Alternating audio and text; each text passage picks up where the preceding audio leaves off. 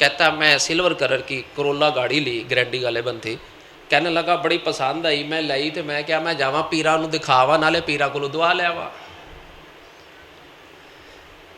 کہا میں نے جا کے گاڑی دکھائی، دعا کرانے لگا تو وہ کہتے تھے گڈی مینوں بڑی پسند ہے، کلر مینوں بھی بڑا پسند ہے۔ جناب صاحب نے چابی آ کے رکھ دی اور پیدل گھر چلا گیا۔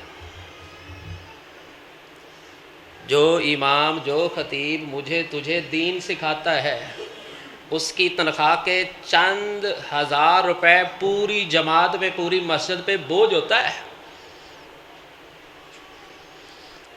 ہم اسے عید کا سوٹ ایسا دیں گے جس سے شاید تکیے اور اشاڑ بھی نہ منتا ہو، مگر نعت خاں جس کے نہ چہرے پہ سنت ہوگی، محض چند گھنٹے کے لیے شوبدہ بازی کر رہا تھا، 5-5 ہزار کے نوٹ پھینک رہے ہوتے ہیں۔ بتائیں ہم خود مذاق اڑا رہے ہیں آقا کائنات کا، جس کو ممبر و محراب کا وارث بنا کے گیا۔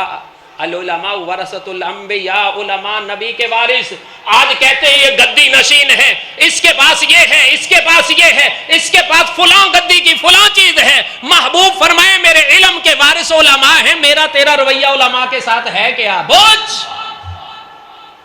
لوگ مذاق اڑاتے ہیں بعض جگہ پہ۔ ایک جگہ بیان ہوا، بیان ہونے کے بعد جانے لگے تو جس گھر میں کھانا تھا اس خاتون کو شاید پتہ نہیں تھا کہ مسجد کے اندر ابھی کچھ لوگ موجود ہیں، تو اندر بیٹھی کیا کہتی ہے، ایک معروف عالم دین جن کے لوگ بیان سنتے ہیں تو رب ان کے دل کی دنیا بدل دیتا ہے۔ پتہ ہے کیا کہنے لگی؟ مولوی آیا گھنٹے دی تقریر کر کے دیہڑی لا کے چلا ہے۔